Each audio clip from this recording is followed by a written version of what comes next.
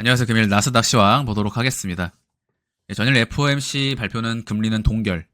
그러나 연내 한 차례 더 추가 인상이 가능하다라고 계획이 언급됨으로써 긴축 우려로 인한 시장의 하락이 진행이 된 것으로 보입니다.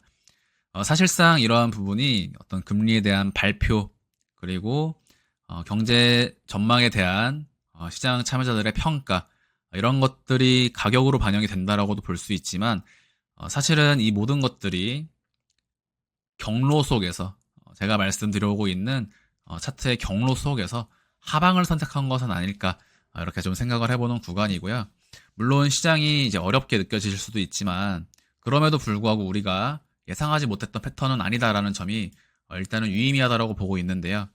이 위치에서 제가 최대 조정의 리스크 기준점인 삼각수렴의 하단에 깨지게 될 경우에는 전체를 대파동 ABC로 내릴 수 있다라고 말씀을 드린 적이 있습니다.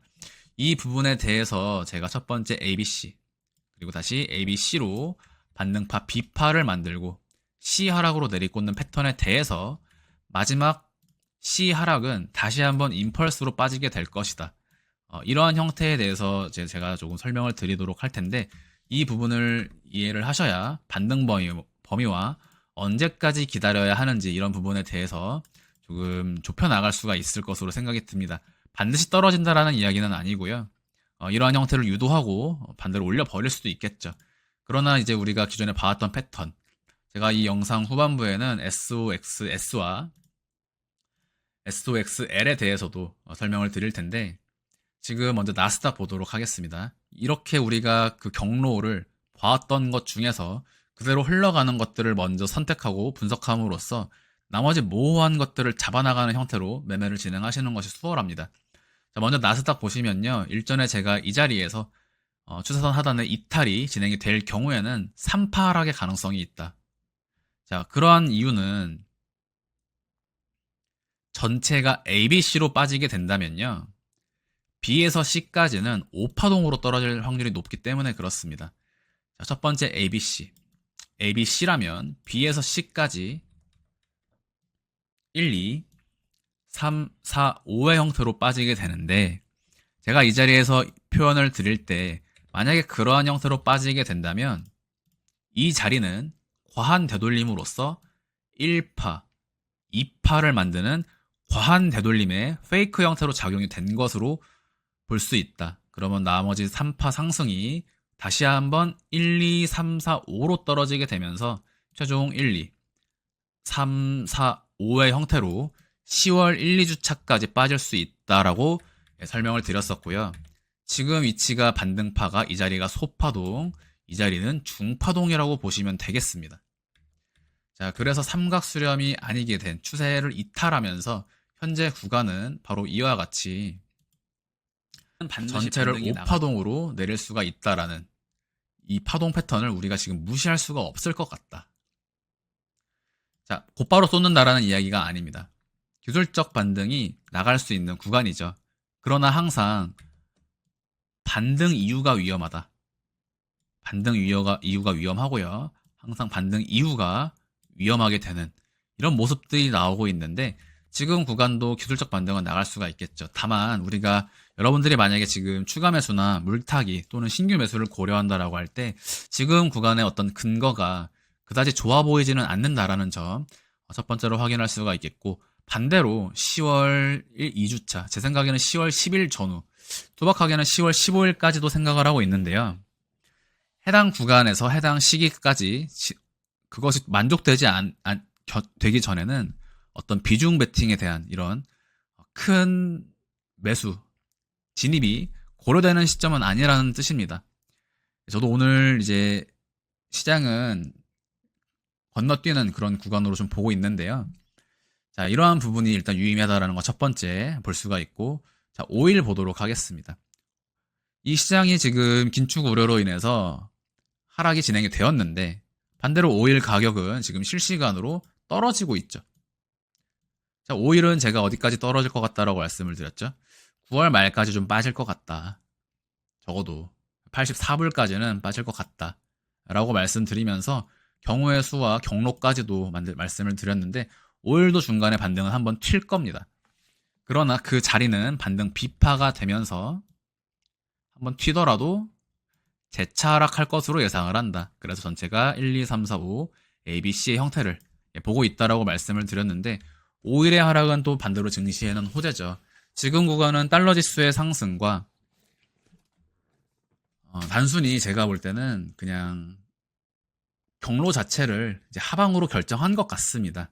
어떤 주도되는 그런 전체적인 자금이 하방으로 좀 결정을 한 것으로 보이고 이 위치에서 상승 카운팅을 보는 것 자체가 상당히 좀 억지를 부려야 하기 때문에 오히려 하락을 일단은 최소한으로 이 자리까지 회복되는 것이 나오기 전에는요. 이 음봉은 전부 회복을 해줘야 됩니다. 이 자리를 넘어서면 조정 마무리 컨펌이라고 볼 수가 있고요. 두 번째 10월 1주차까지 또는 나스닥 선물 기준으로 14,100포인트까지 오지 않는 이상 이 자리는 임펄스를 그리면서 나가게 될 확률이 높다. 중간에 1, 2, 3, 4, 5에서 중간에 반등 한번 나가더라도 재차 하락하는 그래서 분봉 단타는 이제 어느 정도 가능할 것으로 보이는 그러한 구간인데 추세상으로는 하락의 확률이 좀 더 높지 않을까 안타까운 말씀을 드리고요. 그럼에도 불구하고 해당 조정이 나오면 매우 명료해지는 시점이다 라고 말씀을 드렸었죠. 이 부분 일단 시간이 걸릴 것으로 보이지만 계속해서 추적하도록 하겠습니다. 자, 다음으로요. SOXS를 보유하신 분들에게는 제가 일단은 기술주의 하락이 좀 돋보인다라고 말씀을 드렸죠. 나스닥 전체로는 몰라도 테슬라는 강할 것이다. 아이온큐는 크게 빠질 것이다. 기술주의 하락이 돋보인다 라고 말씀을 드리면서 SOX에 대한 기준점으로 제가 대략적으로 10불에서 9불 초반 말씀을 드렸었고 그 위치가 바로 4시간 차트니까 똑같이 4시간 차트로 제가 표현을 해드리겠습니다. SOXS를 기준으로요. 반등파 ABC의 가능성이 있다라고 말씀을 드렸기 때문에 이 위치는 14불까지 매도 고표가 동일합니다. 자, SOXS는 1차가 14불. 그런데 이 자리가 임펄스로 가게 되면 18불에서 20불까지 진행이 될 수가 있는데 이럴 때는 제가 항상 뭐라고 말씀드리죠? 항상 이런 위치에서 매도가를 제가 이 위치까지 항상 말씀드리지 않습니다. 공통 상승 또는 공통 조정 구간이라고 말씀을 드리면서 이 위치는 일단 1차 익절을 하면서 이때 캔들이 진행이 되었을 때 다시 한번 제가 기준점을 말씀을 드리겠죠. 기준점.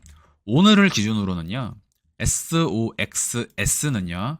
이제부터 이 자리 장대 양봉이 세워진 10.75분은 깨지 않고 곧바로 상승이 진행이 되어 주어야 한다. 반대로 기술주의 하락이 곧바로 이어져야 한다라는 뜻입니다. 자, 그러면 SOXL을 보도록 하겠습니다. 기술주의 상승에 베팅하는 SOXL. 이 종목은 제가 뭐라고 말씀을 드렸었죠?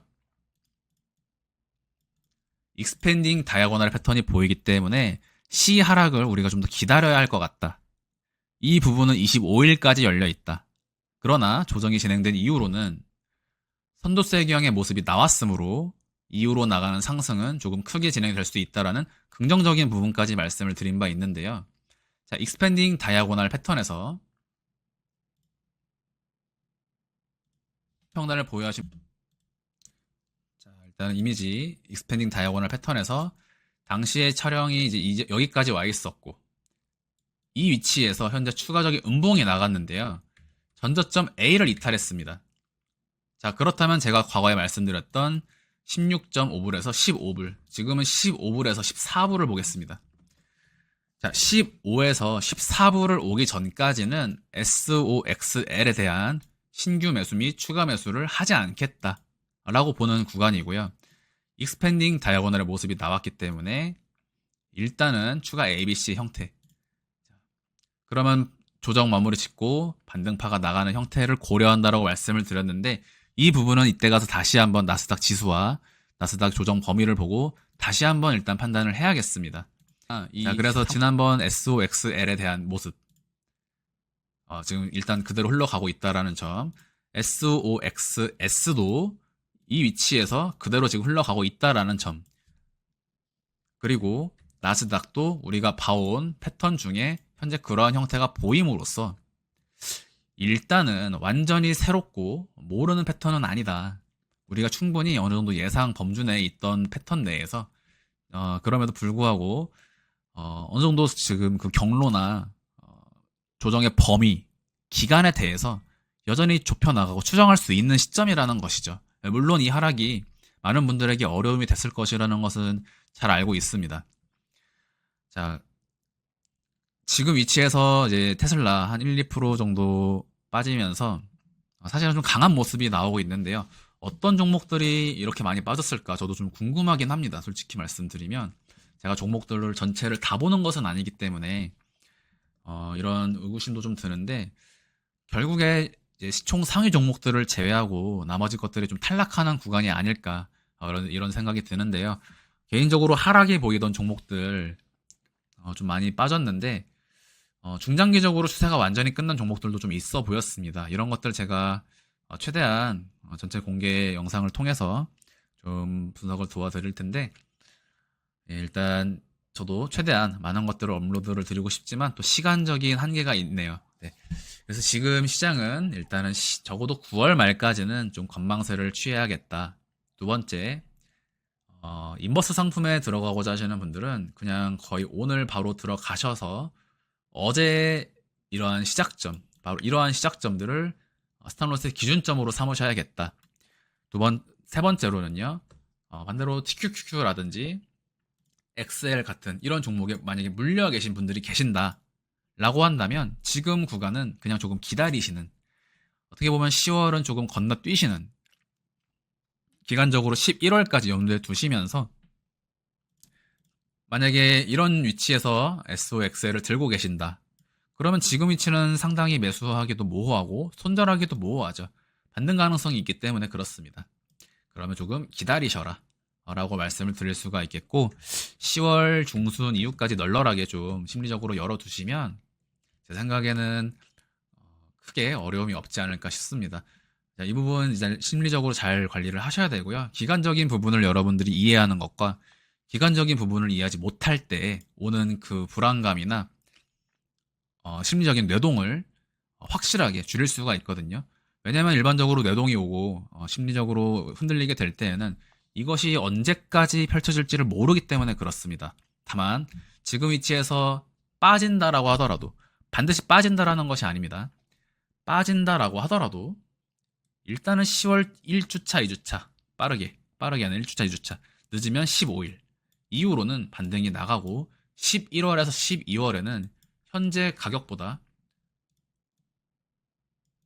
우상향이 펼쳐지는 2024년이 될 것이므로 이러한 부분에서 여러분들의 평단이나 자금 상황이나 종목에 따라서 각각의 대응을 전개하시면 올해 그래도 괜찮은 구간이고 깔끔한 구간이다. 네, 그래서 지금 기준금리가 동결이 되었는데 증시는 빠져버리고 5일은 유가는 하락하는데 또 증시가 빠지고 그리고 또 원달러 환율은 또 강하게 올라가고 있죠. 그리고 또 반대로 지수는 빠지는데 테슬라 같은 종목들은 또 한 1, 2%밖에 어떤 조정의 폭을 보여주지 않으면서 이 시장이 참 어떻게 보면 파악이 어려운 분들에게는 대단한 혼조세로도 보여질 수 있겠다. 그러나 제가 표현드리고자 하는 부분은 혼조세로 보기보다는 개별주 장세로 좀 봐야지 되지 않을까라는 표현을 계속 좀 드리고 있죠. 가는 종목만 가는 그런 하반기가 될 확률이 높다. 오늘 영상을 통해서 조금이나마 도움이 되셨길 바라고요. 궁금하신 종목들이나 질문 있으신 분들은 댓글로 남겨주시면 다음번 영상에 최대한 반영해서 영상 촬영해 보도록 하겠습니다. 네, 오늘 영상 여기서 마무리하도록 하겠습니다. 감사합니다.